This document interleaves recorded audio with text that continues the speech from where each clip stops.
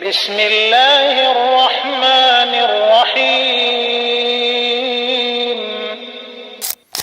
Kita akan masuk insyaAllah bab atau pasal 114 pada pagi ini, judulnya orang yang baik di dunia, dialah yang mendapat perlakuan baik di akhirat. Beranjak daripada judul ini dulu. Ya. Puncak kebahagiaan seorang muslim, coba direnungi ini ya. Puncak kebahagiaan seorang muslim adalah imannya tentang adanya akhirat. Tanamkan baik-baik dalam hati itu, kalau kita punya kehidupan akhirat, bukan di sini. Dunia ini cuma lewat.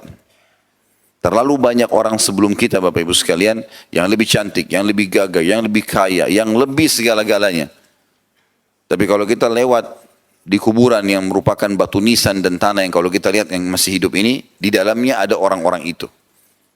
Mereka banyak sekali yang lebih dari kita, tapi mereka juga sudah meninggal dunia. Dunia ini sehebat apapun kita mengejar prestasinya akan kita tinggalkan. Nanti kalau kita meninggal, semua cuma jadi kenangan. Dan itu di hari-hari pertama saja. Oh ini bajunya dia, oh ini sepatu dia, oh ini rumah dia, oh ini mobil dia, oh ini perusahaan dia. Sehari, seminggu, sebulan, selesai. Semua akan ditutup. Orang akan lupakan. Dikenang sesekali, setahun sekali. Ya, ada orang subhanallah tidak dikenang lagi oleh kerabatnya. Apalagi kalau orang-orang yang jauh dari agama. Mereka sudah tidak mendoakan lagi si mayit. Gitu. Sedangkan orang-orang soleh saja kadang-kadang masih lalai mendoakan orang yang sudah meninggal. Apalagi orang yang dasarnya jauh dari agama. Maka ini fakta-fakta lapangan yang sudah real, yang sudah bisa kita lihat dan sudah dilalui oleh banyak manusia. Miliaran manusia sebelum kita sudah meninggal dunia. Kita pun akan begitu. Dunia ini sebentar, kita akan menuju ke akhirat. Beriman tentang adanya akhirat dan kehidupan abadi di sana, adanya surga dan kita sering membacanya, itu akan membuat mendatangkan kebahagiaan yang luar biasa. Karena cobaan apapun di muka bumi jadi kecil. Lumpuhkah, gangguan orang kah. Kalau kita hubungkan sama akhirat, ya sudahlah saya nggak bisa ambil hak saya dari dia sekarang, saya ambil di akhirat. Kita tahu ada akhirat. Di sini di dunia miskin, di akhirat tidak ada yang miskin. Bahkan mayoritas penghuni surga itu adalah orang-orang miskin.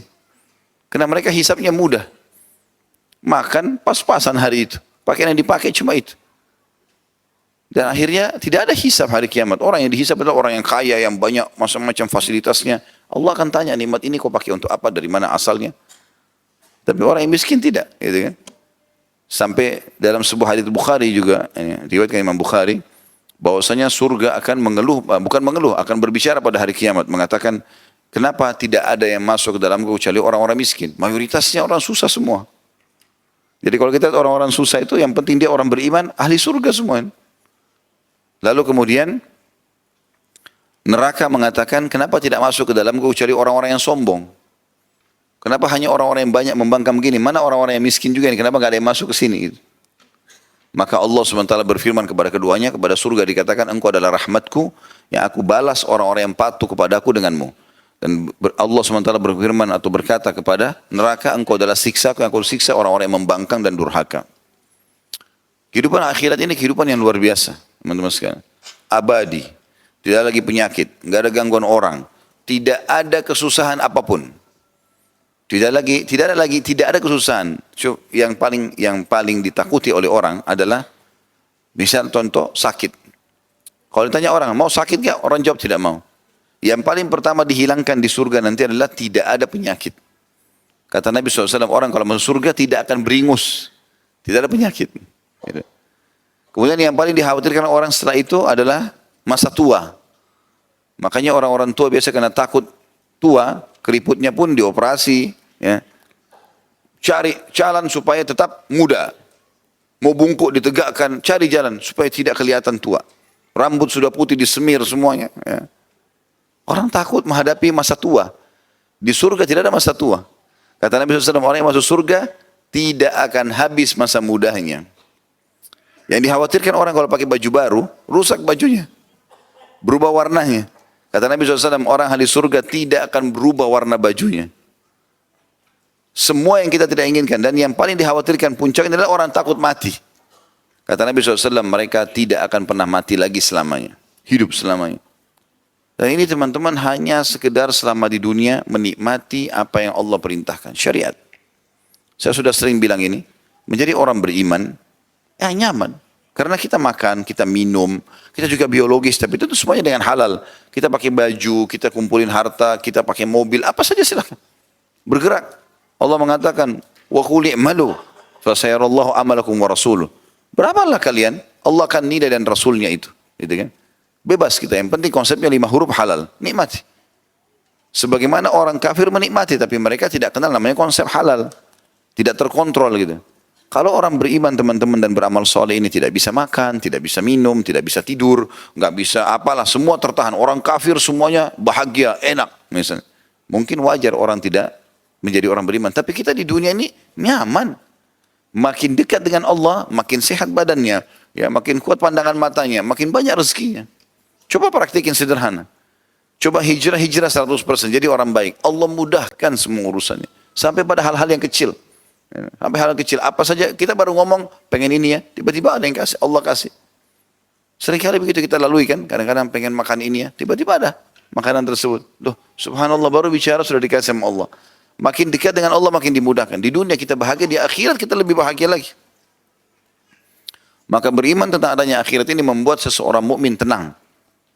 Dan siapapun yang berbuat baik di dunia ini, tidak cukup dia nikmati di sini, dia punya rumah yang bagus, dia punya kendaraan yang bagus, dia punya pasangan, punya anak-anak, punya segala macam prestasi dunia.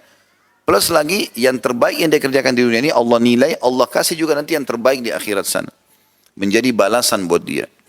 Maka ini judul kita tentunya. Ya. Judul kita berbicara tentang masalah itu. Orang yang baik di dunia, dialah yang akan mendapat perlakuan baik di akhirat. Ada judul Tabligh Akbar kami pernah sampaikan di YouTube itu. Kalau tidak salah tentang mulianya akhirat dan hinanya dunia. Cukup banyak dalil yang sudah kami sampaikan pada saat itu. Di antaranya adalah sabda Nabi SAW kepada seorang sahabat. Apa makanan dan minumanmu? Kata orang tersebut, saya makan daging dan minum susu ya Rasulullah. Dianggap ini makanan yang paling hebat kalau manusia. Kalau dia sudah tiap hari makan daging, minumannya susu, ini berarti orang yang mampu. Kata Nabi SAW, kira-kira pada saat selesai kau makan, kemana hasilnya? Akan kemana makanan dan minumanmu tadi itu? Maka kata sahabat tersebut, dia tidak mau bilang jadi air seni dan tinja karena kurang sopan di hadapan Nabi SAW. Beliau mengatakan, akan menjadi apa yang sudah anda tahu ya Rasulullah. Maksudnya jadi kotoran nantinya. Gitu kan? Sebagian jadi nutrisi yang jelas, yang lainnya semua keluar gitu kan.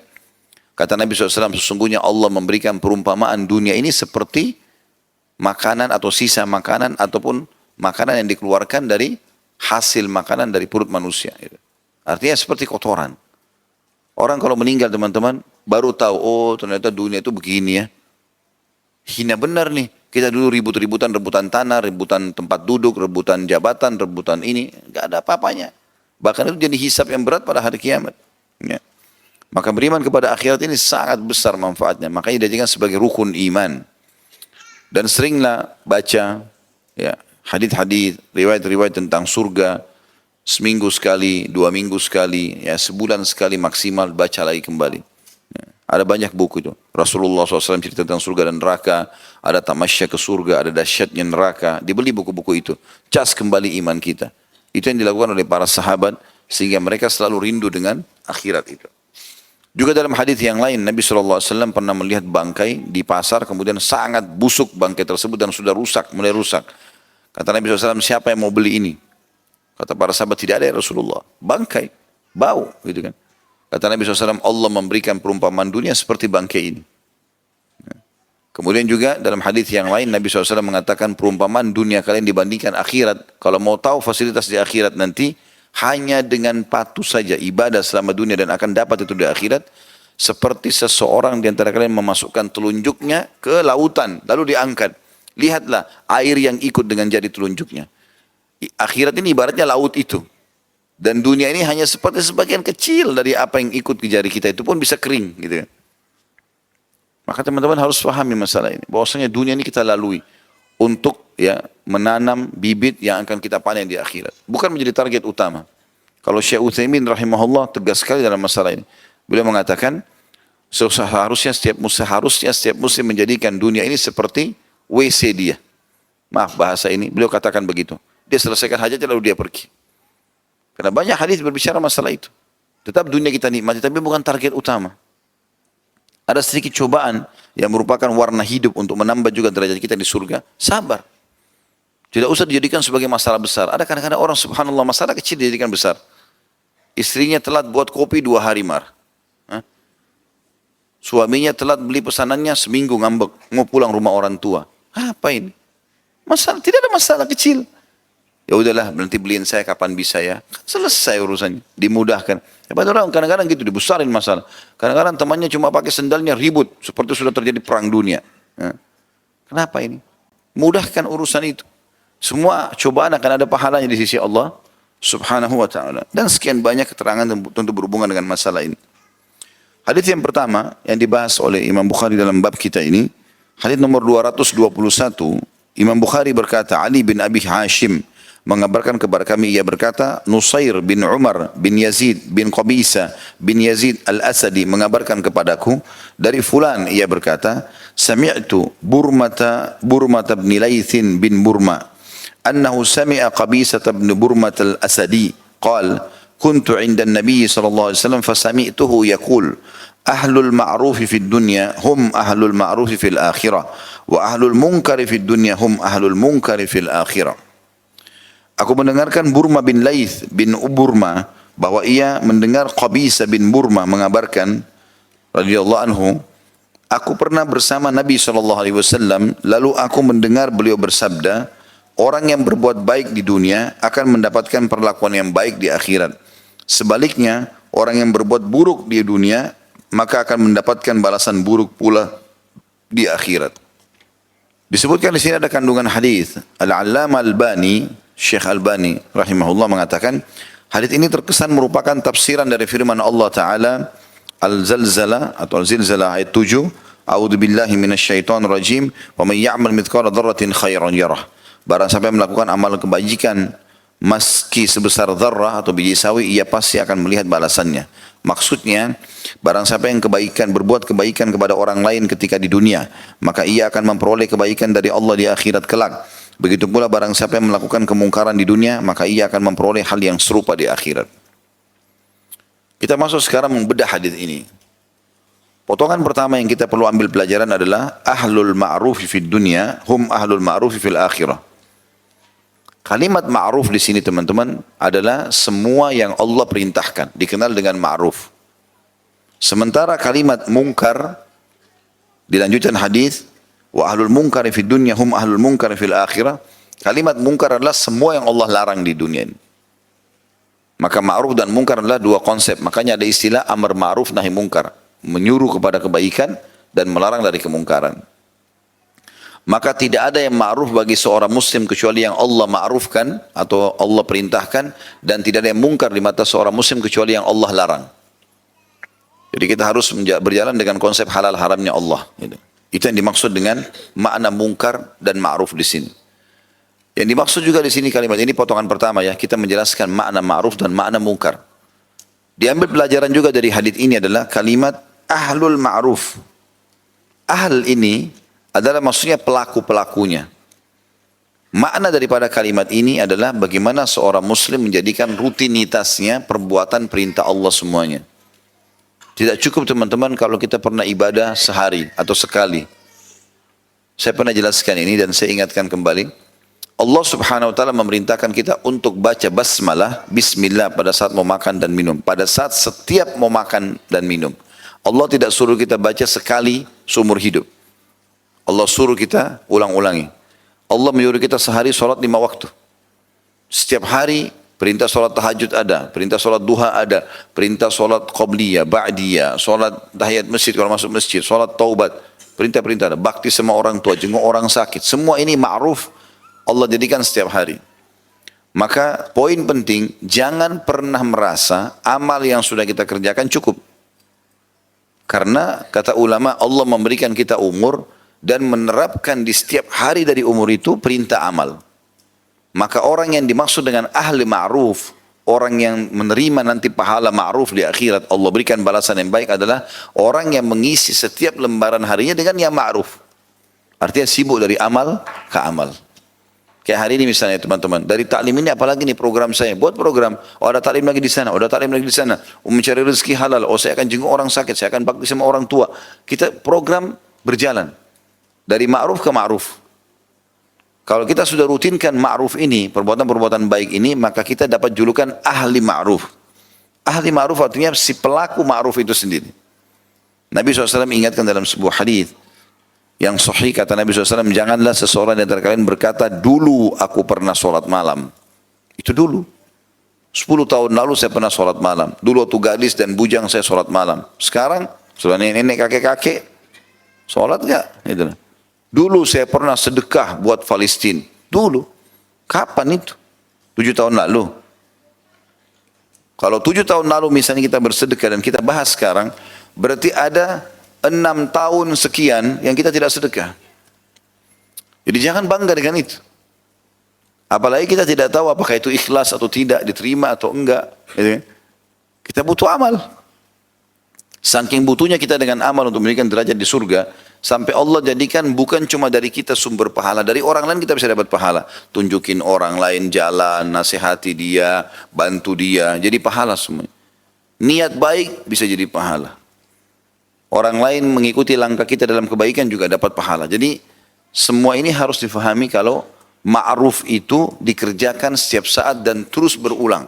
Tidak ada waktu kosong bagi seorang mukmin. Ya. Tidak boleh lagi teman-teman usahakan sekarang ke depan. Tidak ada lagi namanya lewat malam tidak tahajud. Jangan lagi dianggap membisikkan syaitan kan itu cuma sunnah. Ya, sunnah pun perintah. Rutinkan, harus kerjakan. Kalau bukan sekarang kapan? Gitu kan? Saya baru kemarin dikirimkan oleh salah seorang cuplikan. Ada orang subhanallah ditangkap di CCTV masjid, sholat tahajud. Pas selesai salam, meninggal dunia dalam keadaan sujud. Dia sujud, dia meninggal. Lalu ditulis itu keterangannya atau diberikan keterangan, orang ini tertutup dengan husnul khatimah. Orang kalau terbiasa dengan perbuatan ma'ruf, maka Allah akan tutup hidupnya dengan ma'ruf itu. Kata Nabi SAW, kalau orang terbiasa dengan satu perbuatan, Allah akan tutup hidupnya dengan perbuatan itu. Kalau antum mau tahu orang ini husnul khatimah atau su'ul khatimah, lihat 2 pekan, sebulan sebelum dia meninggal. Bukan dilihat fisiknya pada saat meninggal. Karena ada orang soleh, tapi terbakar di pesawat. Jatuh di lautan, dimakan badannya oleh ikan. Belum tentu dia su'ul khatimah, belum tentu dia buruk kematiannya. Seperti Hamzah dan para sahabat yang dimutilasi di perang Uhud.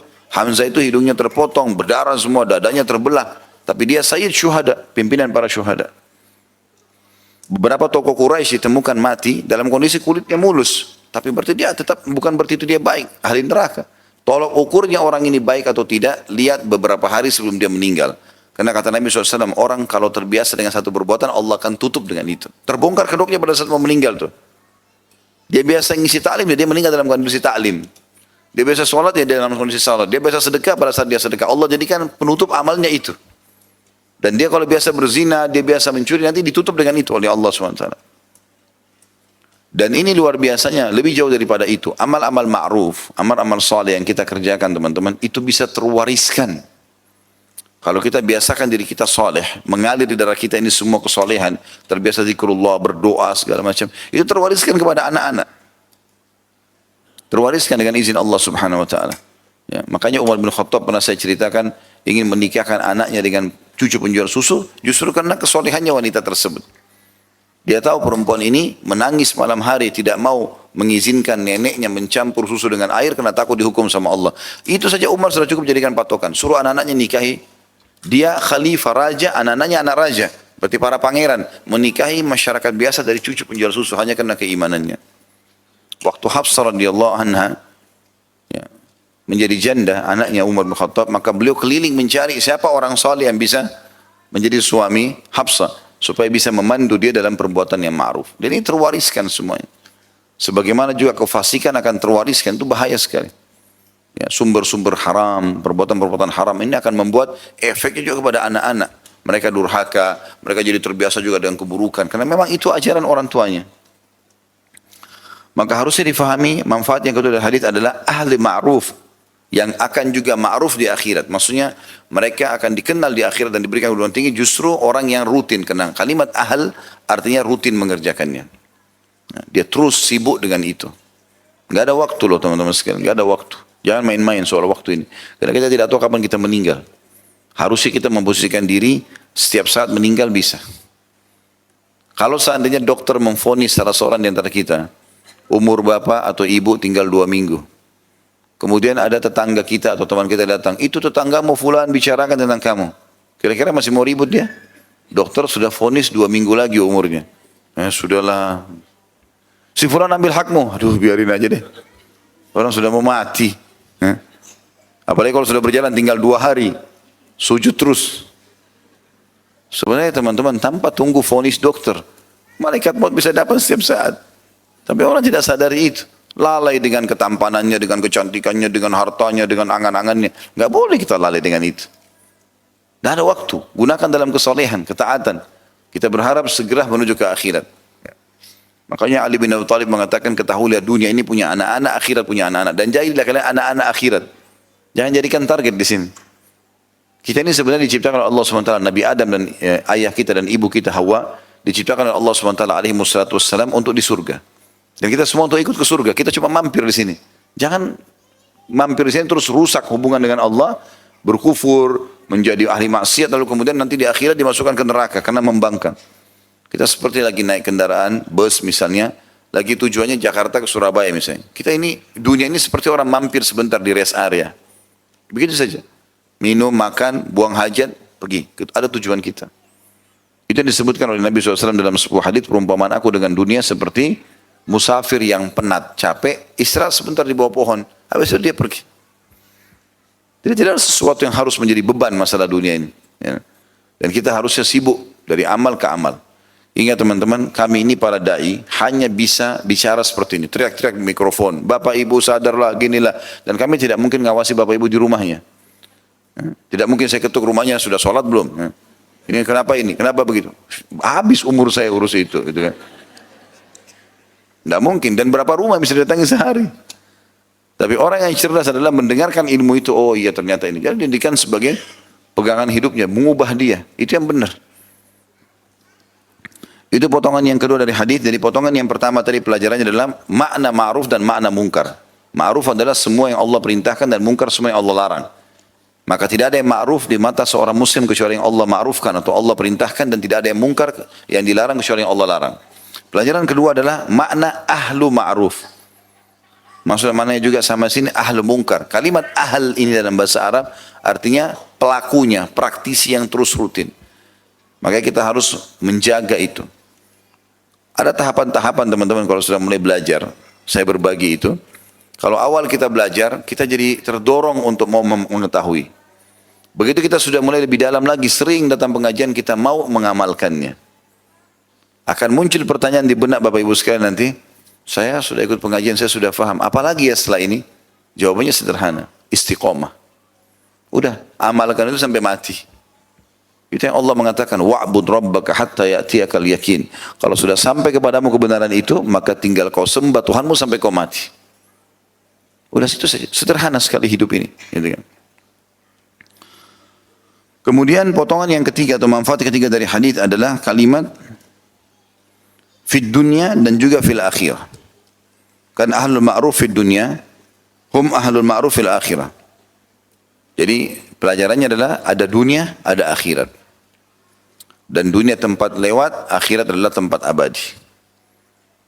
Saya pernah jelaskan itu, teman-teman, kalau menjadi orang muslim, orang mukmin tidak usah khawatir dengan mati. Justru bahagia dengan kematian itu. Karena dengan mati, kita akan melihat semua kebenaran janji Allah masalah akhirat ini. Sampai Nabi SAW mengatakan, tidak ada satupun orang yang mati masih berharap kembali ke dunia. Oh dunia ternyata cuma ini ya gitu. Maka dia berharap sudah nggak usah di akhirat saja. Apalagi kalau dia orang beriman, itu luar biasa. Nggak ada lagi. Jadi jangan kita berpikir di dunia ini, oh itu mungkin suami saya, oh itu istri saya, itu anak saya, oh itu orang tua saya. Dia berharap kesian mungkin ini makanan kesukaannya. Dia akan tinggal di sini, dia akan pikirkan rumahnya. Bagaimana ya kalau dia lihat anaknya menikah. Nggak ada pikirannya begitu. Orang udah mati dia lihat surga, dilupain kita ini semua. Bagi dia dunia kecil. Udah nggak ada nilainya. Dia udah dapat yang terbaik di sana. Toh juga kerabatnya yang meninggal dalam keadaan beriman akan berkumpul sama dia. Sebagaimana Allah jelaskan dalam surah At-Tur itu. Semua keturunan, pasangan akan bersatu selama beriman. Berarti ada kehidupan dunia, ada kehidupan akhirat. Dan ini tidak bisa dibantah. Walaupun kita belum bisa melihat akhirat itu. Karena tidak semua yang tidak nampak dengan mata tidak ada. Contoh, saya pernah kasih contoh perasaan kita. Kita lapar, kita haus, kita suka, kita benci, kita ngantuk. Rasain gak itu? Hah? Dirasa gak itu? Rasa lapar gak? Haus, ngantuk, rasa ya? Suka, benci ya? Ada yang pernah lihat bentuknya? Berarti itu gaib buat kita, tapi kita rasakan kan? Udara sekarang kita rasakan ini, tidak nampak sama kita. Walaupun kecuali pakai alat mungkin Allahu'alam, tapi yang jelas tidak bisa. Tapi kita rasakan itu. Berarti bukan berarti tidak nampak dengan mata, tidak ada. Tidak ada. Faktanya depan mata banyak sekali yang tidak ada. Tidak nampak, tapi ada. Begitu juga dengan akhirat ini. Itu juga dengan iman kepada Allah, kepada malaikat-malaikat. Kita bisa rasakan dan bisa lihat keberadaannya. Cuma keterbatasan mata kita saja. Yang tidak bisa melihat itu semua. Maka pelajaran ketiga ada dunia, ada akhirat. Dan dunia adalah tempat lewat, sementara akhirat adalah target utama. Dan ini 3 buah pelajaran yang bisa kita ambil dari hadits ini tentunya. Dan ini tidak ditulis dalam hadits kita ya. Jadi kalau bisa ditulis poin-poin itu supaya ada tambah manfaat di pinggir bukunya atau ditempelin kertas kecil ya. Kalau tadi yang kita ambil pelajaran pertama adalah penjelasan tentang makna ma'ruf dan makna mungkar. Ma'ruf semua yang Allah perintahkan. Kemudian yang mungkar adalah semua yang Allah larang. Pelajaran pertama. Pelajaran kedua, ahlu ma'ruf dan ahlu mungkar. Praktisi daripada ma'ruf itu, orang yang sibuk dengan kebaikan-kebaikan, itu akan dapat balasan kebaikan di akhirat. Dan praktisi yang berbuat kemungkaran rutin dalam dosa akan dapat hukumannya juga. Kemudian yang ketiga adalah masalah adanya dunia dan juga adanya kehidupan akhirat. Dan bagaimana dunia tempat berlalu dan akhirat adalah target utama. Itu hadits pertama di bab kita nomor 114. Hadits yang kedua, nomor haditsnya urutannya 222. Imam Bukhari berkata rahimahullah, Musa bin Ismail mengabarkan kepada kami, ia berkata, Abdullah bin Hassan al-Ambari mengabarkan kepada kami, ia berkata, Hibban bin Asim mengabarkan kepada kami, Harmalah adalah ayah dari ibunya atau Sofia binti Ulaibah dan Duhaibah binti Ulaibah mengabarkan kepadaku, kedua atau kakek keduanya adalah Harmalah. Ayah dari ayah keduanya bahwa ia mengabarkan kepada kami. Tentu ini sanad ya. Orang mengambil dari fulan, dari fulan, dari fulan gitu ya. Mereka semua mengabarkan kepada kami an Harmalah bin Abdullah annahu kharaja hatta ata an-nabiy sallallahu alaihi wasallam fakana indahu hatta arafahu an-nabiy sallallahu alaihi wasallam. فلما ارتحل قلت في نفسي والله لا أتين النبي صلى الله عليه وسلم حتى أزداد من العلم فجئت أمشي حتى قمت بين يديه فقلت ما تأمرني أعمل قال يا حرملة ائت المعروف واجتنب المنكر ثم رجعت حتى جئت الراحلة ثم أقبلت حتى قمت مقامي قريبا منه فقلت يا رسول الله ما تأمرني أعمل قال يا حرملة ائت المعروف واجتنب المنكر وانظر ما يعجب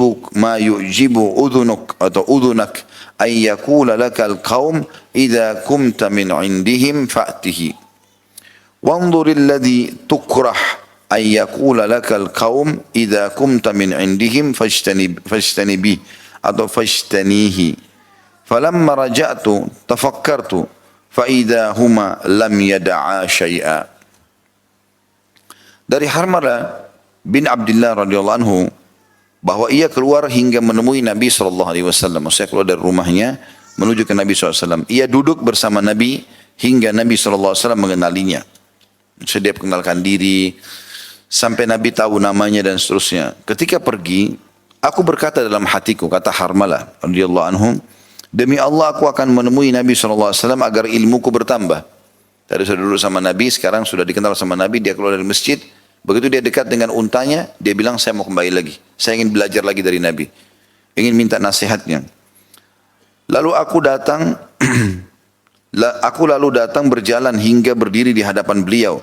Maksudnya kepada Nabi SAW. Lalu aku berkata, apa yang engkau perintahkan kepadaku tentang atau tentu akan aku kerjakan. Apa yang engkau perintahkan wahai Rasulullah kepadaku, tentu akan aku kerjakan. Maka Nabi SAW menyebutkan wasiatnya. Dan ini yang jadi saksi bahasan di bab kita. Wahai Harmala, lakukanlah kebaikan dan jauhilah kemungkaran. Aku lalu kembali ke hewan kendaraanku. Kemudian aku kembali lagi mendekati Nabi SAW. Setelah dekat dengan beliau, aku berkata kepadanya, SAW, wahai Rasulullah, apa yang engkau perintahkan akan aku kerjakan. Maka beliau bersabda, wahai Harmala, lakukanlah kebaikan dan jauhilah kemungkaran. Dan perhatikanlah apa yang disukai oleh orang-orang untuk engkau kerjakan yang engkau dengar ketika berada di dekat mereka. Maka lakukanlah, perhatikanlah juga apa yang tidak disukai orang-orang ketika engkau mengerjakannya dan engkau ketahui ketika duduk di dekat mereka, maka tinggalkanlah. Setelah pulang aku fikirkan hal itu, ternyata keduanya tidak meninggalkan kekurangan sedikit pun. Ada kandungan hadis dulu di sini. Yang pertama, semangat para sahabat dalam menuntut ilmu. Karena mereka merasa haus dengan ilmu itu. Dan ini termasuk adab syar'i. Bagaimana seorang muslim membuat dirinya haus dengan ilmu. Karena ilmu itu biar banyak kita ambil, tidak mengenyangkan perut. Ya. Tidak membuat badan kita gemuk. Tidak mengambil space atau tempat di tubuh kita atau di kepala kita. Di sebanyak apapun dia. Tidak ada sesuatu yang membuang kita. Malah kita jadi lebih tahu, lebih faham. Dan otak kita mampu untuk menampung seluruh ilmu yang kita ingin pelajari dengan kuasa Allah SWT. Oleh karena itu menuntut ilmu tidak ada ruginya, karena ilmu itu akan menjaga kita, berbeda dengan harta yang kita sibuk untuk menjaganya. Yang kedua, dorongan agar melakukan kebaikan dan meninggalkan kemungkaran, sebagaimana sudah kita jelaskan tadi ya. Dan akan kita insya Allah titik beratkan lagi beberapa manfaat setelah ini. Yang ketiga, sesungguhnya manhaj yang benar atau metode hidup yang mengantar ke jalan yang lurus atau as-siratal mustaqim, serta kedudukan yang tinggi menganjurkan seseorang untuk berakhlak mulia dan menjauhi akhlak yang buruk.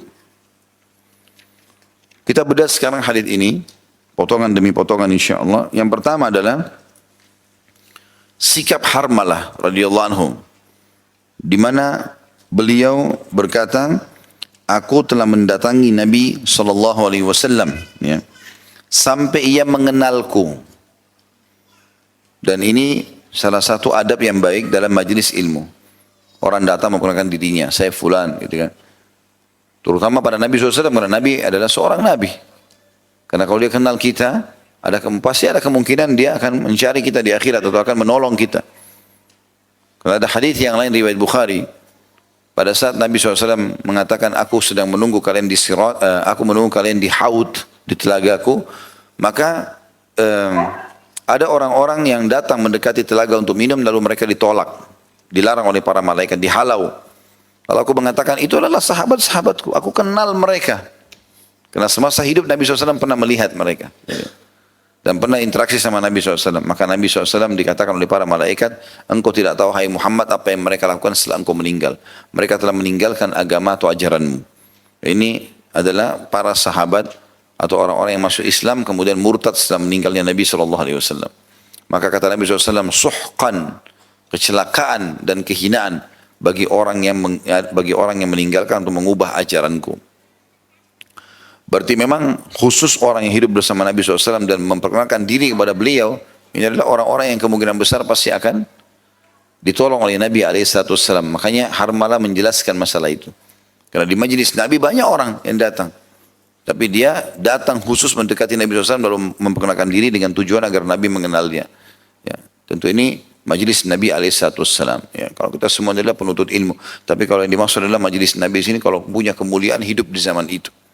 Karena Nabi SAW pasti punya syafaat khusus, ya, pertolongan khusus yang bisa menolong umatnya.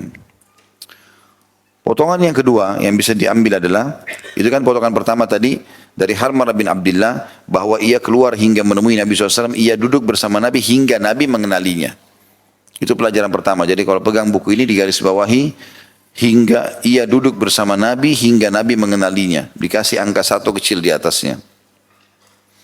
Kemudian potongan yang kedua, ketika pergi aku berkata dalam hati, demi Allah aku akan menemui Nabi SAW agar ilmuku bertambah. Ini pelajaran yang kedua. Bahwasanya seorang muslim tidak boleh puas dengan ilmu yang sudah dia miliki. Ada orang mentang-mentang sudah sarjana, S2 kah, S3 kah, ya, atau sudah beberapa kali datang dalam majelis, maka sudah tidak berpikir untuk menambah ilmunya. Enggak, keliru ini. Kita harus terus belajar ilmu sampai kita meninggal dunia. Kalau sudah meninggal ya sudah berbeda. Abu Yusuf rahimahullah salah satu murid ya, terpilih dari Abu Hanifah rahimahullah, itu pada saat sakit parah, sudah sakit parah, diranjang kematian, dia pernah berselisih pendapat dalam ilmu warisan kepada sesuatu dengan seseorang, dan sudah berselisih pendapat, masing-masing sampaikan argumentasi, mereka berpisah. Tidak ada telepon zaman dulu, tidak ada alat komunikasi kayak kita sekarang. Maka akhirnya temannya ini yang sudah pergi mendengar Abu Yusuf sakit parah. Dia pun datang dari wilayah yang sangat jauh. Begitu ketemu Abu Yusuf lagi sakit parah di ranjangnya, dia masih mengatakan, Alhamdulillah yang telah mengutusmu datang kepadaku. Gitu kan. Lalu dia mengatakan, dulu kita pernah berselisih pendapat dalam masalah warisan, ya, tentang hukum kakek. Gitu. Sekarang dia bilang, saya mau kau ajarkan kepadaku, kata Abu Yusuf. Temannya bilang, kau sudah diranjang kematian. Ucapkanlah la ilaha illallah.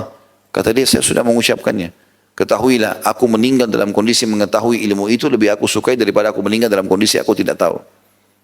Lalu kemudian temannya ajarkan, ini loh dalilnya. Allah berfirman, ini Rasulullah bersabda, ini perkataan para sahabat. Dihafal sama Abu Yusuf dalam kondisi sakit parah di atas ranjang.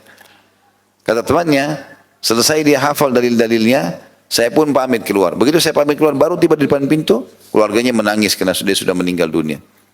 Orang mukmin tidak akan mengenal berhenti menuntut ilmu. Ada orang subhanallah tersombongkan dengan ilmunya. Baru belajar sedikit, baru sarjana, memang tidak mau lagi belajar. Terutama berhubungan dengan masalah agama. Saya lihat sendiri teman-teman dengan mata kepala dulu, kami waktu masih mahasiswa di Madinah, itu ada ulama-ulama yang duduk di Masjid Nabawi. Sampai hari ini masih ada. Banyak antara maghrib, isya, subuh. Kalau teman-teman lagi umrah, terutama laki-laki ya, kalau perempuan tidak bisa melihat itu, tapi bisa mendengarkan suara. Tapi kalau bapak-bapak itu kalau keliling di Masjid Nabawi, di Masjid Haram Mekah juga, kalau Masjid Haram Mekah perempuan bisa melihatnya, tapi dari jauh. Itu ada ulama-ulama duduk. Mereka punya kursi pakai nomor di belakangnya, nomor 1, nomor 3, urutannya ada. Maka kalau kita datang ke sana kita akan temukan banyak ulama yang menyampaikan ini ilmu hadits, ini ilmu tafsir, ini ilmu begini. Saya temukan sendiri ada dosen-dosen kami sudah doktor, sudah S3 di Madinah, ngajar mahasiswa. Duduk, kami hadir di majelisnya ulama-ulama itu, misalnya antara maghrib isya. Dulu ada seorang syekh namanya Syekh Atiyah, rahimahullah sudah meninggal, salah satu ulama di Madinah yang masyhur pada saat itu. Itu beliau ada majelisnya maghrib isya. Saya pernah hadir, di sebelah saya itu adalah dosen, doktor sudah ngajar di Madinah. Duduk di majelis, enggak malu. Subhanallah, orang enggak malu untuk nuntut ilmu. Kalau ada manfaat bisa diambil, duduk, kenapa enggak? Gitu kan? Atau kita dengarkan, mungkin seorang ustaz dengarkan ceramah ustaz lain, bukan mustahil. Mungkin ada ilmu yang manfaat dia bisa dengar. Gitu kan? Jadi jangan merasa sombong gitu. Atau mungkin kadang-kadang anak kita belajar agama, bukunya kita baca. Mungkin ada manfaat baru. Dari kisah ini, dari pelajaran ini. Jangan malu untuk itu. Gitu. Atau ditegur oleh anak kita, enggak masalah. Oh ya terima kasih nak. Jazakallah khair, jazakillahu khair. Indonesia kita ingatkan begitu. Saya kadang-kadang kalau di rumah, kemudian sudah azan, anak saya ingatkan itu. Abati sudah azan. Oh iya jazakallah khair nak. Kita ke masjid, ayo kita ke masjid. Akhirnya saya kena biasakan dia ikut ke masjid, akhirnya ingatkan saya. Kita jangan bilang, ah kamu anak kecil sok tahu, faham apa gitu. Dia sudah ingatkan kebaikan, tidak apa-apa. Mungkin Allah yang memang gerakkan dia untuk mengingatkan kita, gitu kan. Maka harusnya kita mengambil pelajaran dari semua itu. Di sini menambah ilmu adalah bagian daripada syariat dan dianjurkan itu. Selama masih ada sesuatu yang terlintas di benak kita, kita ingin tanyakan, tanyakan. Dan tanyakan kepada para ulama tentu di waktu dan tempat yang tepat, ya. Kemudian pelajaran yang ketiga adalah aku lalu datang berjalan hingga berdiri di hadapan beliau lalu aku berkata, apa yang kau perintahkan kepadaku tentu aku akan kerjakan. Di sini potongan ketiga dari manfaat hadis ini yang kita bisa ambil di garis bawah ya adalah pentingnya hadir langsung di dalam majelis. Jadi seperti Bapak Ibu lakukan ini itu luar biasa gitu. Manfaatnya besar karena keutamaan majelisnya ada. Dan orang suasana majelis beda dengan orang kalau belajar sendiri. Kalau kita di rumah belajar sendiri bukan tidak boleh dengarin ceramah, itu memang bagus apalagi medsos sekarang sudah ada ya. Tapi hadir itu berbeda. Karena kalau kita lagi sendiri, digoda oleh syaitan, sebentar berdiri buat teh, sebentar makan kacang, sebentar ini, oh tidak ada konsentrasi. Tapi kalau di majelis orang datang mau dengar, karena kita orang sekitar kita semuanya orang mau dengar, orang pada nulis, kita juga sibuk dengan itu. Maka untuk mengambil manfaat ilmu lebih besar manfaatnya dengan hadir di majelis, gitu kan? Itu bukan aib hadir di majelis, sesuatu yang sangat baik. Terlalu banyak keutamaan majelis ilmu. Cukuplah teman-teman pulang ini, ya kalau ikhlas insya Allah datang, bukan karena diajak sama teman saja, bukan karena nggak enak sama teman, nggak enak sama mertua, nggak enak sama apa pasangan hidup. Buang semua itu. Kita niatkan karena Allah SWT ingin belajar. Apa kata Nabi SAW? Orang yang keluar ikhlas menuntut ilmu akan diberi pahala haji lengkap. Begitu hadisnya. Duduk saja begini, di bawah AC lagi sekarang. Tinggal dengarin, ada mikrofon pengeras suara. Saya tidak bisa bayangkan kalau di zaman Nabi SAW, itu orang yang di saf belakang dengar nggak itu? Kalau orang lagi rame datang, gitu kan? Sampai menunjukkan beberapa riwayat yang di belakang itu menanyakan di depan, apa tadi yang Nabi bilang? Nah kadang-kadang penukilan orang ini belum tentu sama apa yang Nabi sampaikan kan gitu. Tapi kita di sini Masya Allah bisa dengar sampai kemana-mana, gitu kan? Maka ini sebuah karunia yang luar biasa gitu. Ya. Belum lagi hadis Nabi SAW, orang yang keluar menuntut ilmu, sama dengan mujahid di jalan Allah. Sama kita pergi berperang, pahalanya. Juga hadis Nabi SAW, sesungguhnya para malaikat menebahkan sayapnya, menaungi para penuntut ilmu karena ridho dengan apa yang dia lakukan. Dan sekian banyak keutamaan yang luar biasa dari majelis ilmu. Itu ada bahasa sendiri tentunya. Tetapi yang jelas, hadir dalam majelis itu punya keutamaan tersendiri. Kecuali darurat kita nggak bisa, nggak sempat, kita lagi kerja, lagi ada pekerjaan di rumah misalnya, itu lain. Mungkin bisa kita, dengan medsos sekarang ini kita bisa ikuti itu ya. Kita bisa putar-putar ulang, tapi untuk datang ke majelis itu luar biasa. Setiap perjalanan juga, naik motor, naik mobil, itu semua ada pahalanya. Apalagi datang ke masjid, rumah Allah seperti ini, maka itu semua ada keutamaan tersendiri. Dan itu yang dibuat oleh Harmalah radhiyallahu anhu, beliau datang kepada Nabi SAW. Dan sebenarnya ada sebuah kaidah penting dalam menuntut ilmu ini ya. Ulama mengatakan ilmu yu'ta ilaih ya. Ilmu itu didatangi. Jadi sebenarnya yang benar itu adalah orang-orang pada datang ke dalam majelis gitu. Kalau sekarang kadang-kadang banyak ustadz yang diundang. Mungkin untuk memudahkan oke lah.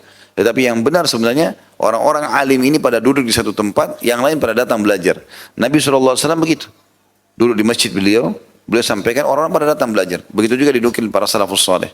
Tapi sekarang banyak sekali orang yang manja. Kalau ustadznya tidak datang, dia juga tidak belajar. Ini keliru. Mesti dia ustadz tidak bisa datang, ya dia cari di mana yang lain dia bisa pergi. Supaya dia belajar gitu. Itu potongan yang ketiga. Dan potongan yang keempat di sini masih dari tadi ya. Kalau potongan yang ketiga tadi diambil dari aku lalu datang hingga berdiri di hadapan beliau, maksudnya hadir di hadapan beliau. Potongan keempatnya adalah Harmalah berkata kepada Nabi SAW, apa yang engkau perintahkan kepadaku tentu aku akan kerjakan. Ini termasuk adab penuntut ilmu. Bagaimana dia minta agar diberikan wasiat. Bisa dengan mengatakan wasiatkanlah saya, nasihatilah saya. Tapi termasuk juga hal yang baik adalah sudah yakin gurunya ini benar, dia mengatakan perintahkan apa ini, saya mau kerjakan. Gitu. Jadi mungkin yang terlintas di benak gurunya pada saya itu akan disampaikan. Perintah saya begini dan begitu. Ya. Pernah ada seorang ikhwah mengatakan kepada saya, Ustaz apa kabar? Terus kemudian saya jawab, Alhamdulillah baik. Saya tanya balik, bagaimana ibadah antum? Saya cuma nanya biasa umum gitu. Tiba-tiba dia jadikan sebagai statusnya. Berbicara sebentar dengan guru, akhirnya saya ditanya tentang ibadah. Dan ini pertanyaan sederhana tapi dalam. Padahal saya tidak niat itu sebenarnya. Saya cuma umum menanyakan kenapa pas Ramadan gitu kan. Tapi rupanya dia bisa ambil pelajaran dari situ. Ya. Bahwasanya yang sedang ditanya adalah ibadah. Jadi coba koreksi masalah puasa, masalah sholat malamnya, masalah zikir dan seterusnya. Maka ada manfaat-manfaat yang bisa kita ambil. Gitu. Bisa kita ambil pelajaran dari orang-orang. Kemudian potongan yang kelima, itu ada potongan yang keempat. Potongan yang kelima adalah wasiat Nabi SAW yang Nabi bersabda, wahai Harmalah, lakukanlah kebaikan dan jauhilah kemungkaran. Ringkas, padat, gitu kan. Kerjakan semua yang ma'ruf, kebajikan yang Allah perintahkan, dan tinggalkan semua yang mungkar yang Allah larang. Udah, itu wasiat saya, gitu kan. Maka Harmalah pun berkata, aku pun kembali ke hewan kendaraanku, kemudian aku kembali lagi mendekati Nabi SAW. Artinya, setelah mendengar itu, sepertinya dalam juga nih, Mungkin ada wasiat lain. Dia ingin dengarkan lagi. Maka dia mengatakan lagi setelah dekat dengan Nabi SAW, aku berkata kepada beliau, wahai Rasulullah, apa yang engkau perintahkan akan aku kerjakan. Tadi sudah aku dengar itu, ada yang lain enggak? Maka Nabi SAW bersabda, wahai Harmalah, lakukanlah kebaikan dan jauhilah kemungkaran, lalu ditambah wasiatnya, dan perhatikanlah apa yang disukai oleh orang-orang untuk engkau kerjakan yang engkau dengar ketika berada di dekat mereka. Maka lakukanlah. Jadi kalau seandainya kau sedang duduk sama orang-orang, kira-kira dari pembicaraan mereka, kau bisa tangkap orang siapa, tipologi seperti apa yang disukai oleh mereka. Oh si fulan itu jujur, oh si fulan itu dermawan, oh si fulan itu begini dan begitu, ramah. Lakukanlah itu. Kata Nabi SAW, apa yang kau dengar dari orang-orang yang baik, maka kerjakan. Dan sebaliknya, perhatikan juga apa yang tidak disukai orang-orang itu, atau ketika engkau mengerjakannya dan engkau ketahui, ketika duduk di dekat mereka, maka tinggalkanlah. Misal ada orang duduk, dan dia tahu teman-temannya tidak suka pada saat dia sibuk dengan handphone, atau dia ngomong apa, teman-temannya tidak suka. Maka jauhilah itu, kata Nabi SAW. Kata beliau, Harmalah, setelah aku pulang, aku pikirkan itu ternyata keduanya tidak meninggalkan kekurangan sedikit pun. Maksudnya, setelah aku pulang, aku renungi, ternyata itulah inti daripada kehidupan ini. Amar ma'ruf nahi mungkar, menyuruh kepada kebaikan dan larang kemungkaran. Lalu kemudian mengerjakan dan istiqomah dalam masalah itu, mengerjakan ma'ruf dan meninggalkan mungkar, ini adalah inti daripada kebahagiaan hidup. Nah, ini kembali kepada apa yang saya wasiatkan tadi teman-teman sekalian, sibukkan diri dari amal soleh ke amal soleh. Amal soleh ke amal soleh. Kapan kita sibukkan diri dengan amal soleh, kita nggak butuh energi khusus untuk tinggalkan dosa. Dosa itu hanya bisa syaitan tanamkan dalam hati kita kalau kita sedang lalai. Tapi kalau kita sibuk dengan amal soleh, tidak. Jadi orang lagi santai, lagi nggak ada kegiatan, apalagi nggak berzikir, nggak baca Quran, nggak dengerin ceramah, maka syaitan akan masuk. Mulailah masuk kepada kemaksiatan, tonton ini, tonton itu. Tapi kalau dia sibuk dengan amal soleh ke amal soleh, amal soleh ke amal soleh, dari ceramah ke ceramah, dari zikir ke zikir, dari doa ke doa, dari Quran ke Quran, terus saja dia sibuk dengan itu, maka tidak ada celah buat syaitan untuk menggoda dia. Jadi kita tidak butuh energi khusus untuk meninggalkan dosa. Tapi sibukkan diri dengan amal soleh, otomatis dosa akan ditinggalkan. Hadis selanjutnya, nomor 223, Imam Bukhari berkata, Al-Hasan bin Umar mengabarkan kepada kami, ia berkata, haddatsana Mu'tamir, qal, zakartu li abi haditha Abi Uthman an Salman annahu radhiyallahu anhu annahu qala inna ahlal ma'ruf fi dunya hum ahlul ma'ruf fil akhirah. Faqala inni sami'tu min Abi Uthman yuhaddithuhu an Salman fa'araftu anna dhaka kadhalik fama haddathtu bihi ahadan qat. Mu'tamir mengabarkan kepada kami, ia berkata, aku menyebutkan hadis Abu Uthman kepada ayahku yang aku dengar dari Salman, maksudnya Salman Al-Farsi radhiyallahu anhu. Hadis tersebut adalah sesungguhnya orang yang berbuat baik di dunia akan mendapatkan perlakuan baik juga di akhirat. Mu'tamir berkata, aku mendengar hadis ini dari Abu Uthman yang mendengar dari Salman, maka aku pun tahu itu demikian. Setelah itu aku tidak mengabarkan hadis itu kepada siapapun. Hadis ini mirip sebenarnya, wasiatnya adalah tadi bagaimana seseorang menjadi ahli ma'ruf, orang yang sibuk rutinitasnya dengan amal soleh di dunia, maka dia akan menjadi orang juga ahli ma'ruf di akhirat. Artinya akan sangat dikenal di akhirat. Ya, di antara contoh misalnya muadzin, ya. Kata Nabi SAW, muadzin, orang-orang yang azan, itu adalah orang yang paling tinggi lehernya pada hari kiamat. Ya, jangan dibayangkan lehernya meninggi, ya. Tapi yang dimaksud adalah dia akan sangat dikenal di akhirat. Allah SWT tonjolkan dia. Itu juga karena dia sibuk. Azan ke azan, azan ke azan. Juga hadis Nabi SAW tentang dua orang yang saling mencintai karena Allah. Kata Nabi SAW, nanti di hari kiamat di sebelah atau di sekitar singa arsh, atau di sebelah singa sananya Allah, atau di sekitar singa sana Allah di arshnya, itu ada mimbar-mimbar yang penuh dengan cahaya. Di atasnya ada orang-orang yang memakai baju bercahaya dan wajah mereka bercahaya. Sampai nabi-nabi dan para syuhada cemburu dengan mereka. Maka kata para sahabat, ya Rasulullah, sifhum lana, gambarkan kepada kami siapa orang-orang itu. Luar biasa ini, Allah kasih kelebihan. Kata Nabi SAW, orang yang sibuk, ya, saling mencintai karena Allah, saling duduk bermajlis bersama-sama karena Allah, dan saling menziarahi karena Allah. Sibuk dari situ. Banyak hal teman-teman sekalian yang kita anggap remeh tapi sebenarnya dia bernilai besar. seperti memenuhi hajat seorang muslim. Kalau ada seorang muslim yang telepon, minta tolong atau WA, tolong ini ya, tolong ini ya, tolong temani saya. Jangan anggap remeh itu. Apa kata Nabi SAW? Aku memenuhi hajat satu saudaraku muslim. Satu saja. Antar dia ke pasar, tunjukin dia ke satu tempat, lihatkan dia rumah yang dia mau beli, kendaraan dia mau diperbaiki, segala macam. Kata Nabi SAW, aku memenuhi hajat satu saja saudaraku muslim, lebih aku cintai daripada aku beriktikaf 1 bulan di masjid ini. Ditunjuklah masjid beliau alaihissalam. Beliau tunjuk masjid beliau. Iktikaf di Masjid Nabawi teman-teman, artinya mengikat diri 5 waktu solat, selain juga solat-solat sunnah, duhanya, solat tahiyat masjid, solat wudu, solat tahajudnya. Semua ini iktikaf, mengikat diri. Pahalanya 1 kali solat 1000. Kalau berjamaah dikali 25 kali lipat, diangkat 27 derajat gitu kan. Sebulan itu luar biasa.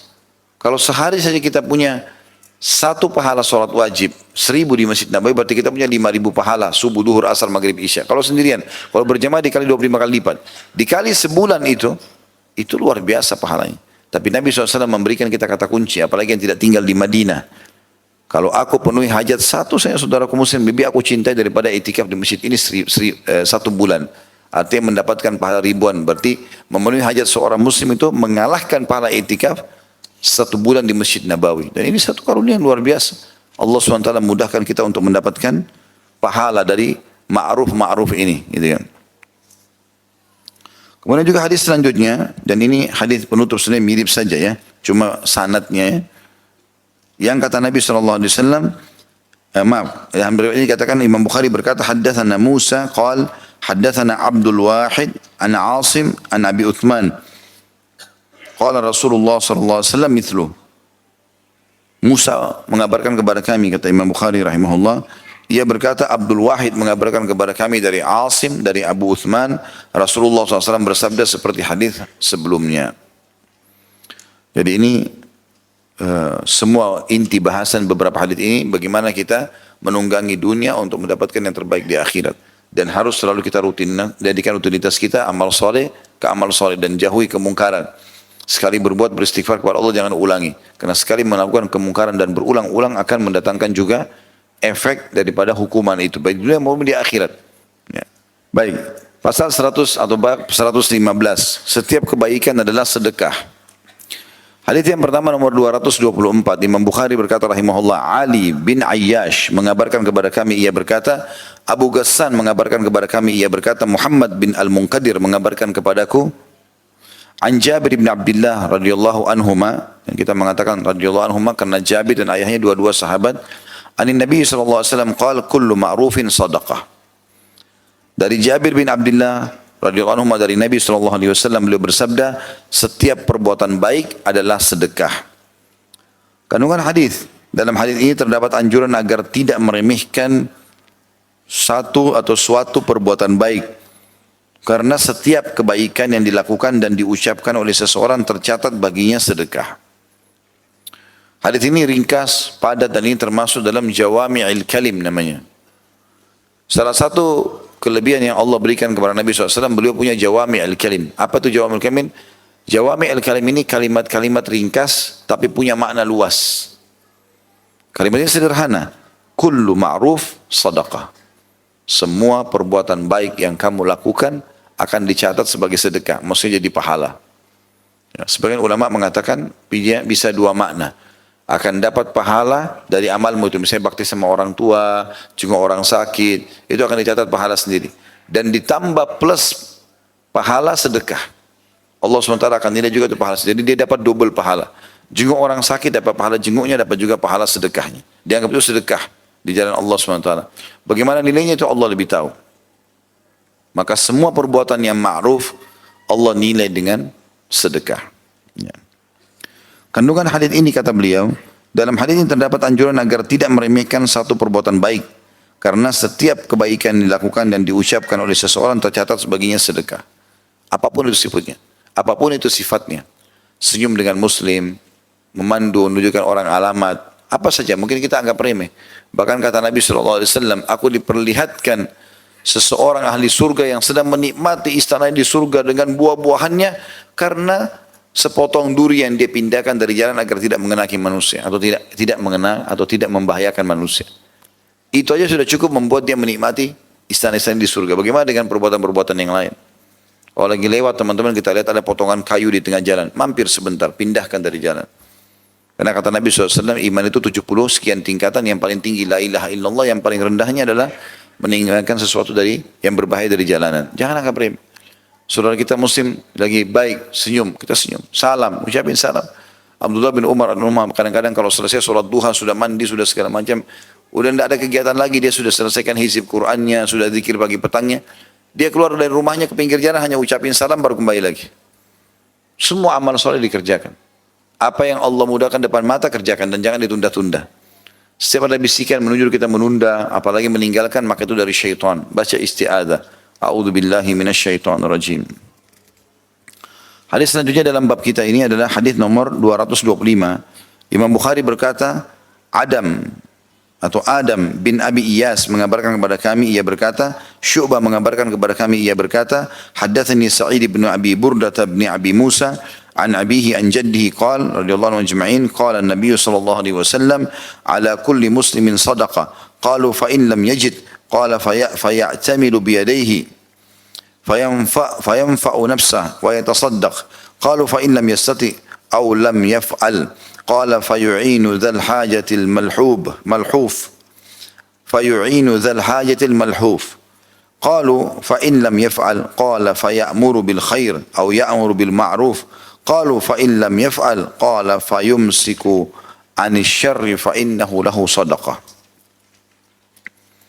Sa'id bin Burda atau Sa'id bin Abi Burda bin Abi Musa mengabarkan kepadaku dari ayahnya dari kakeknya radhiyallahu anhu ajma'in, ia berkata, Nabi SAW bersabda, diwajibkan atas setiap muslim bersedekah. Rutin selalu mengeluarkan apa saja, makanan, minuman, pakaian, uang. Itu diwajibkan supaya dia selamat. Karena sedekah bisa meredam murkanya Allah. Sebagaimana sabda Nabi SAW, sedekah tudfi'u ghadabur rahman. Kalau ada kesalahan kita, Allah maafkan. Para sahabat bertanya, jika ia tidak mendapatkan sesuatu yang bisa disedekahkan, maka beliau SAW menjawab, hendaklah ia bekerja dengan kedua tangannya untuk mendapatkan manfaat bagi dirinya sendiri dan bersedekah. Dia kerja, hasil kerjanya dia makan, dia juga sedekahkan kepada orang lain. Mereka para sahabat bertanya, jika tidak mampu, tidak bisa kerja dengan hasil tangannya sendiri, maka beliau SAW menjawab, hendaknya ia membantu orang yang mempunyai kebutuhan mendesak yang teraniaya. Mereka lalu jadi bantu orang lain supaya bisa dia keluar dari permasalahannya. Nasihat kah, bantuan materi kah, fisik kah, tenaga.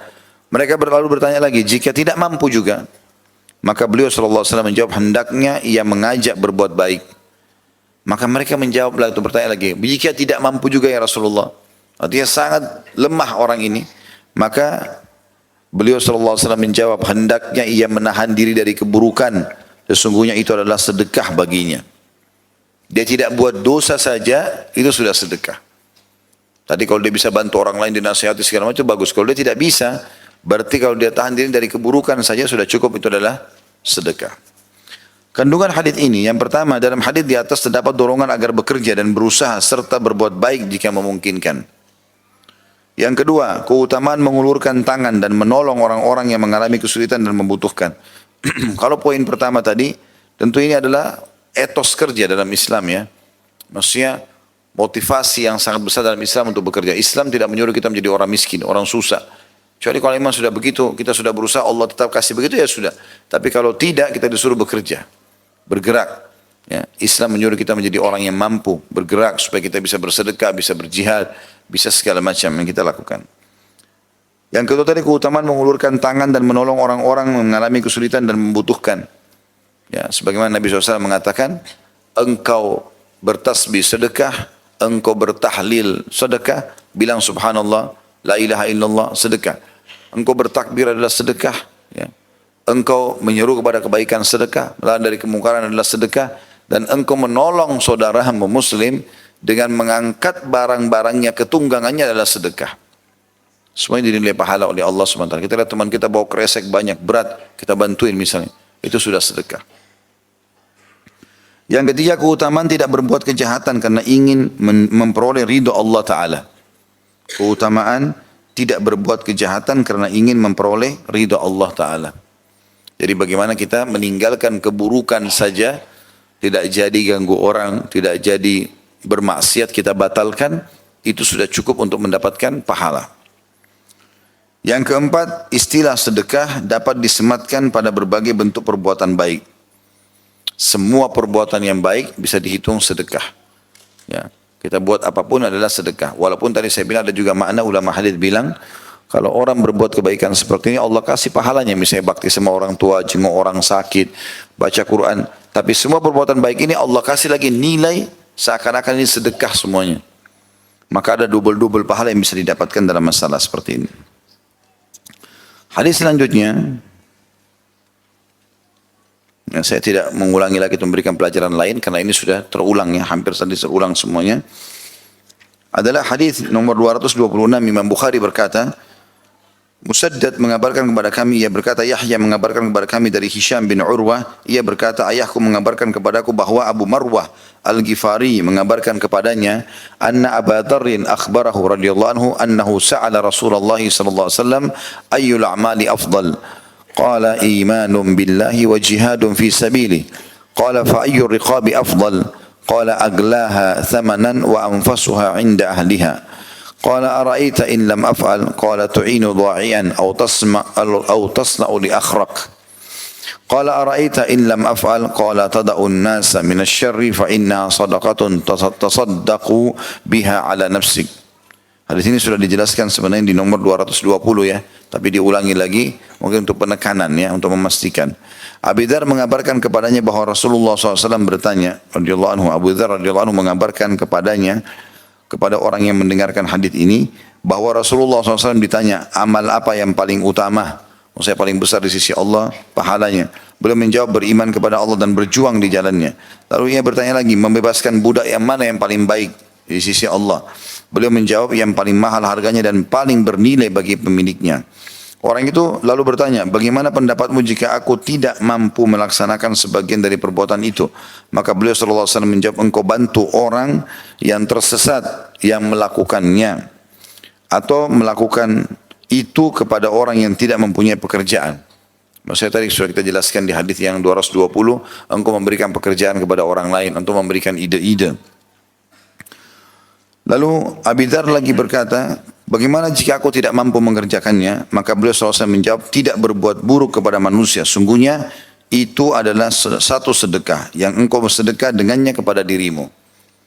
Tidak mengganggu orang saja, atau kalau sudah ada niat membatalkan keburukan tersebut, maka sudah dihitung pahala. Nah, tentu hadis sudah terulang di hadis nomor 220. Kita tutup dengan hadis ini tentunya, hadis nomor 227 ya.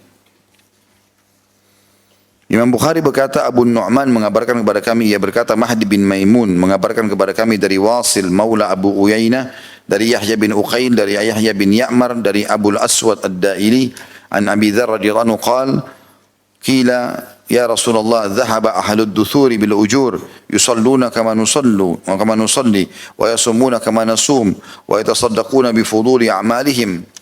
Qala alaysa qad ja'ala Allahu lakum ma tasaddaqun? Inna bi kulli tasbihatin wa tahmidatin sadaqah wa bu'di ahadikum sadaqah. Qila wa fi syahwatihi sadaqah. Qala law wudi'a fil haram alaysa kana alaihi wizr? Dzalika in wada'aha fil halal kana lahu ajr. Dari Abi Dzar radhiyallahu anhu dia berkata, dikatakan wahai Rasulullah, orang-orang kaya pergi dengan ganjaran mereka. Jadi orang-orang miskin datang lalu mengatakan, ya Rasulullah, orang-orang kaya telah pergi membawa pahala-pahala mereka. Mereka sholat seperti halnya kami sholat. Artinya pahala sholat okelah sama. Dan mereka berpuasa seperti halnya kami puasa. Tapi mereka bersedekah dengan kelebihan harta mereka. Itu yang kami tidak punya. Maka Nabi SAW mengatakan, tidakkah Allah telah menjadikan bagi kalian sesuatu yang kalian sedekahkan? Tanda tanya, sesungguhnya setiap ucapan tasbih, kita bilang subhanallah, selain pahala zikir, pahala sedekah. Tahmid, alhamdulillah, pahala zikir, pahala sedekah. Dikatakan oleh beliau, setiap tasbih dan tahmid adalah sedekah. Dan seseorang dari kalian menyetubui istrinya adalah sedekah. Melampiaskan syahwat pada yang halal. Maka beliau berkata, atau para sahabat mengatakan, apakah pada syahwatnya itu ada sedekah? lampiaskan syahwat, punya keinginan, penikmatan. Apakah itu juga ada sedekah? Beliau menjawab, kalau sekiranya diletakkan di tempat yang haram, maksudnya berzina, tidakkah ia menanggung dosa? Begitu tanda tanya, tentu saja menanggung dosa ya. Begitu pula jika diletakkan pada yang halal, maka baginya pahala. Hadis ini tentu punya beberapa kandungan hadis. Kita baca dulu baru saya akan titik beratkan beberapa poin tambahan. Yang pertama, hadis di atas menunjukkan boleh berlomba dalam berbagai amal kebaikan. Dan ini dalam hal sifatnya sebagai motivasi saja. Ya. Dia lihat temannya puasa, dia juga puasa. Dia lihat temannya baca Quran, dia juga baca Quran. Temannya majelis ilmu, datang, dia juga datang dalam majelis ilmu. Itu bersaing dalam hal positif, bukan dengan niat riya. Tapi ingin supaya ikut bersama dengan teman atau kerabatnya itu menjadi orang yang baik juga. Yang kedua, hadis tersebut mengisyaratkan bahwa kata sedekah digunakan untuk segala bentuk amal soleh yang dilakukan oleh seseorang. Ini sudah saya jelaskan tadi. Kemudian yang ketiga, keutamaan atau ucapan tasbih, subhanallah dan segala bentuk zikir pada umumnya. Karena kata Nabi SAW, maukah aku tunjukkan kepada kalian amalan yang lebih baik daripada kalian bersedekah dengan emas dan perak, lebih baik daripada kalian bebasin budak, lebih baik daripada kalian menyumbang di jalan Allah atau jihad, bahkan lebih baik daripada kalian menebas musuh-musuh kalian dan kalian ditebas oleh musuh-musuh kalian. Maksudnya kalian membunuh mereka dalam keadaan kafir, kalian masuk surga, atau kalian terbunuh mati syahid. Kata para sahabat, tentu ya Rasulullah. Kata Nabi SAW, lisanmu selalu berzikir kepada Allah. Kemudian yang keempat, hadis di atas merupakan dalil dibolehkannya menggunakan qiyasul jali yang dijadikan sandaran oleh para ulama mujtahid dalam berdalil. Ya, artinya bisa memberikan contoh-contoh, ya, perumpamaan-perumpamaan sehingga bisa lebih difahami apa yang dimaksudkan dari tujuan atau dari yang maksud daripada hadis dan ayat. Kemudian yang kelima, dalam hadis di atas terdapat dalil bahwa perkara mubah dapat berubah menjadi ibadah dan ketaatan kepada Allah yang jika diiringi dengan niat yang benar. Jima yang disebutkan dalam hadis. Tentu di sini sampai sini titik ya. Artinya dengan hal mubah seperti mandi, makan, tidur mubah. Tapi kalau orang niatkan ibadah dengan cara makan dan minum bukan cuma sekedar menghilangkan lapar dan dahaga, tapi memang karena ingin merawat tubuh yang Allah amanahkan. Tidur bukan cuma sekedar hilangkan ngantuk dan capek, tapi untuk merawat tubuh yang Allah amanahkan. Karena semua itu sinyal dari Allah. Kalau lapar, tubuhmu lagi butuh makanan, minum, tubuhmu lagi butuh cairan. Kemudian kalau ngantuk berarti dan capek atau sakit, ini tubuh butuh untuk istirahat. Maka seseorang bisa mengubah yang mubah menjadi sunnah. Jima atau hubungan biologis yang disebutkan dalam hadis terhitung sebagai ibadah jika dilakukan dengan niat menunaikan hasrat biologis sang istri, mencari keturunan yang soleh atau menjaga kehormatan diri seseorang dan istrinya. Jadi ini poin terakhir yang mesti nanti dititik beratkan bagi orang yang sudah berumah tangga. Tentunya ada hal-hal penting yang harus dia garis bawahi berhubungan dengan masalah ini. Saya bedah dulu hadisnya. Hadis ini dijelaskan oleh Abi Dzar bahwasanya ada orang-orang yang datang lalu mengatakan, wahai Rasulullah, orang-orang kaya pergi dengan ganjaran mereka. Mereka sholat seperti halnya kami sholat dan mereka puasa seperti halnya kami puasa, tapi mereka bersedekah dengan kelebihan harta mereka.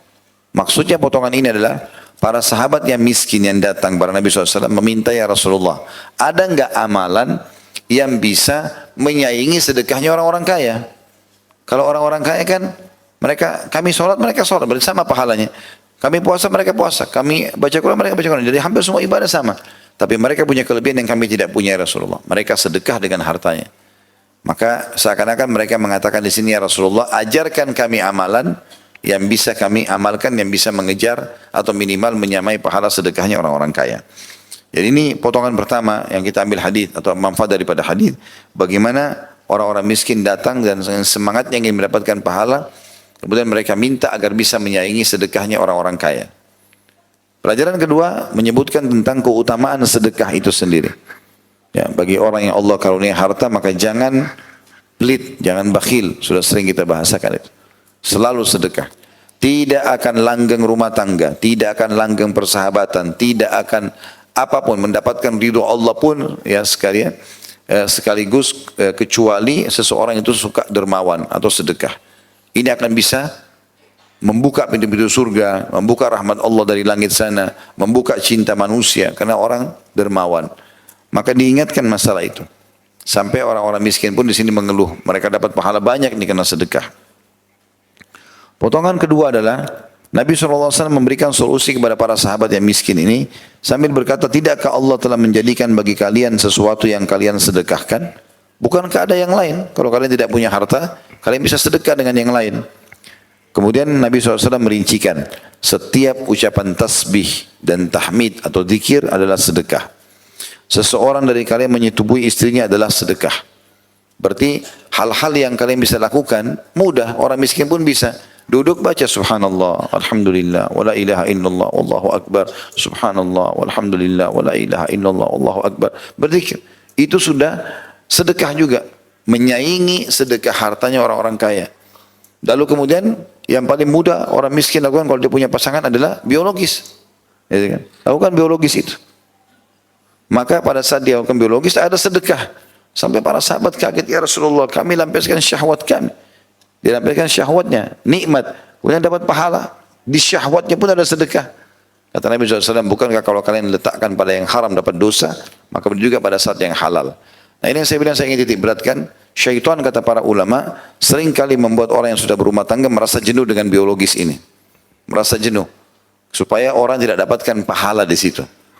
Maka harusnya ini dihidupkan dalam suasana rumah. Karena beberapa adab-adab yang disebutkan oleh para ulama. Di antara adabnya adalah harusnya suami istri menjauhi hal-hal yang tidak disukai oleh pasangannya. Sehingga jangan membuat dia emosi. Karena kalau dia emosi maka biologis akan terganggu. Dan syaitan akan buat itu.